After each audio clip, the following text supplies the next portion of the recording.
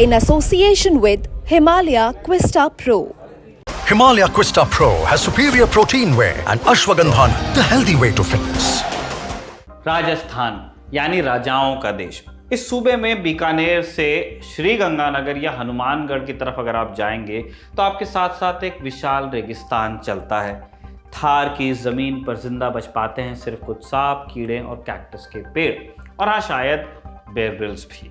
गर्मियों में इस रेतीली जमीन पर आदमी का कुछ देर रुकना भी मुश्किल है, लेकिन बीकानेर से 250 किलोमीटर दूर पहुंचते ही आपको एक चमत्कार होता दिखाई देता है। खेजड़ी और बबूल के पेड़ों से गुजरता हुआ यह रास्ता अचानक खुलता है लहलहाते धान के खेतों में। ऐसी हरियाली कि आदमी को लगे कि वो राजस्थान के बजाय पंजाब पहुंच गया हो, लेकिन ये राजस्थान ही है और इन खेतों के पीछे है एक बड़ी रोचक कहानी एक राजा की जिसने रेगिस्तान में फूल खिला दिए। कैसे हुआ यह चमत्कार, क्या थी राजा की कहानी, जानेंगे आज के एपिसोड में। नमस्कार, मेरा नाम है निखिल और आप देख रहे हैं भारत के ऐतिहासिक किस्सों और कहानी से जुड़ा हमारा रोजाना का कार्यक्रम तारीख। राजस्थान में श्री गंगानगर का इलाका कभी हड़प्पा सभ्यता का हिस्सा होता था, इतना पुराना है। यहाँ से पास में ही कालीबंगन, पीलीबंगन, भटनेर और रंग महल में हमारे आपके पूर्वज रहते थे। कुछ अनुमानों के अनुसार यहाँ से बहने वाली सरस्वती नदी इस इलाके को पानी देती थी। फिर कई हजार साल पहले नदी सूख गई। जमीन का वो हिस्सा जो कभी हरियाली से लहलाया करता था उसे रेगिस्तान ने अपने आगोश में ले लिया। मध्यकाल आते आते ये इलाका जंगल देश कहलाने लगा, जहां अधिकतर समय सूखा पड़ा रहता था। फिर इसकी किस्मत बदली बीकानेर के महाराजा गंगा सिंह ने। बीकानेर की कहानी शुरू होती है 1488 में। हुआ यूं कि जोधपुर की स्थापना करने वाले महाराजा राव जोधा की अपने बड़े बेटे राव बीका से कुछ खटपट हुई। राव बीका ने जोधपुर छोड़ा और अपने लिए एक नया शहर बनाया जिसका नाम पड़ा बीकानेर। सैकड़ों सालों तक उनकी पीढ़ी ने बीकानेर पर राज किया। साल 1805 में बीकानेर रियासत ने हनुमानगढ़ को भी अपने राज में मिलाया। बीकानेर इस दौर में ट्रेड का बड़ा सेंटर होता था। मुल्तान से दिल्ली जाने वाला कारवां यहीं रुकता भी था। 1850 के आसपास बीकानेर और बाकी राजपुताना अंग्रेजों के अधीन आया और बीकानेर की पुरानी शान और शौकत खत्म हुई। 1888 में बीकानेर की कमान संभाली 18 साल के महाराजा गंगा सिंह ने। उनकी गद्दी संभालते ही पश्चिम भारत में अचानक भयानक अकाल पड़ा। बीकानेर की 20% जनता इस अकाल की भीड़ चढ़ गई। मौत का ऐसा तांडव देखकर युवा महाराज का दिल दहल उठा। उन्होंने निश्चय किया कि अब कभी उनकी जनता को ऐसी विपदा का सामना न करना पड़े, ऐसा इंतजाम करूंगा। लेकिन यह काम मुश्किल था क्योंकि बीकानेर का अधिकतर अनाज बाहर से ही आता था। उपजाऊ जमीन कम थी और सबसे बड़ी दिक्कत थी पानी की।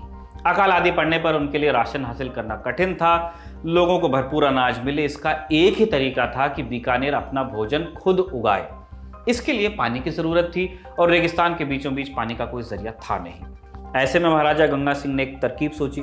उन्होंने तय किया कि वो पंजाब से सतलज का पानी बीकानेर तक लेकर आएंगे। इसके लिए लगभग 150 किलोमीटर नहर बनाने की जरूरत थी।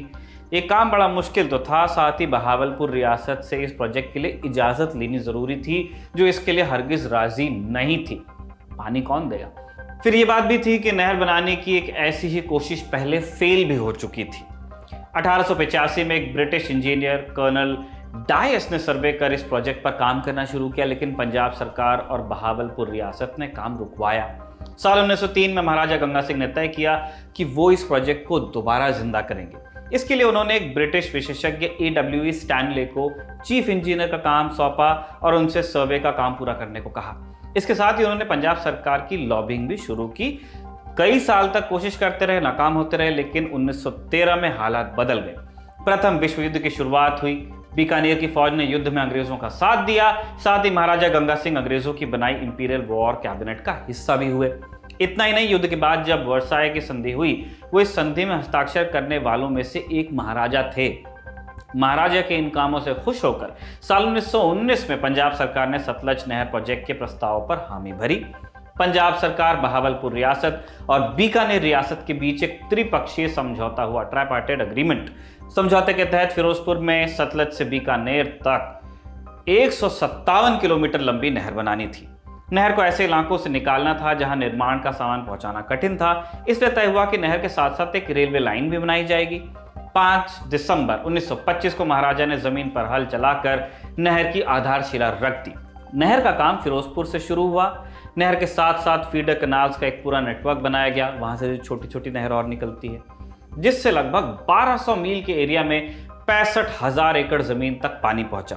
1920 के हिसाब से इस प्रोजेक्ट की लागत 5.5 करोड़ रुपए थी। 5.5 करोड़ उस जमाने में बहुत बहुत बहुत बड़ा अमाउंट है। इसका पूरा बंदोबस्त महाराजा गंगा सिंह ने किया। उन्होंने कलकत्ता और बंबई में काम करने वाले मारवाड़ी व्यापारियों से इस योजना के लिए लोन निकाला। लोन लिया मतलब 2 साल में नहर बनकर तैयार हुई और 26 अक्टूबर 1927 को वायसराय लॉर्ड एवन ने इस नहर का उद्घाटन किया। महाराजा के नाम पर इस नहर का नाम गंग नहर या गंगा नहर पड़ा। नहर के बनाने के कुछ वक्त के अंदर ही बीकानेर की काया पलटने लगी। तब के एक सरकारी अधिकारी MM सापट लिखते हैं, जहां तक नजरें जा सकती थी वहां पहले बंजर रेगिस्तान दिखाई देता था, अब लहलहाते हरे खेत दिखाई देते हैं। महाराजा यहीं पर नहीं रुके, उन्होंने पंजाब के किसानों को इस इलाके में बसने का न्योता दिया। 1931 में एक नए शहर की नींव रखी गई, नाम पड़ा श्री गंगानगर।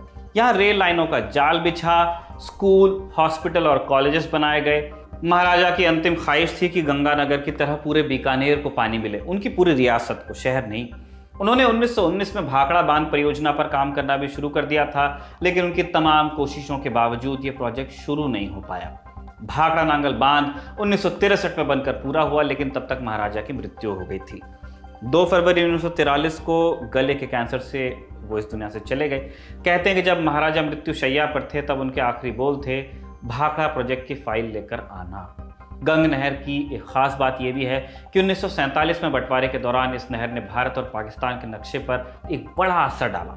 हुआ यूं कि जब रैडक्लिफ कमीशन ने पंजाब का बंटवारा किया, उन्होंने फिरोजपुर पाकिस्तान को सौंपने का निर्णय लिया और इसका मतलब था कि नहर का सिरा पाकिस्तान के हिस्से में जाता। महाराजा गंगा सिंह के बेटे सदुल सिंह तब अड़ गए। उन्होंने साफ शब्दों में कहा कि अगर फिरोजपुर पाकिस्तान में गया तो बीकानेर भी पाकिस्तान में ही जाएगा, क्योंकि फिरोजपुर के बिना बीकानेर प्यासा मर जाएगा। अंत में नेहरू ने भी माउंटबैटन से इस मामले पर बात की और फिरोजपुर भारत के हिस्से में दिया गया।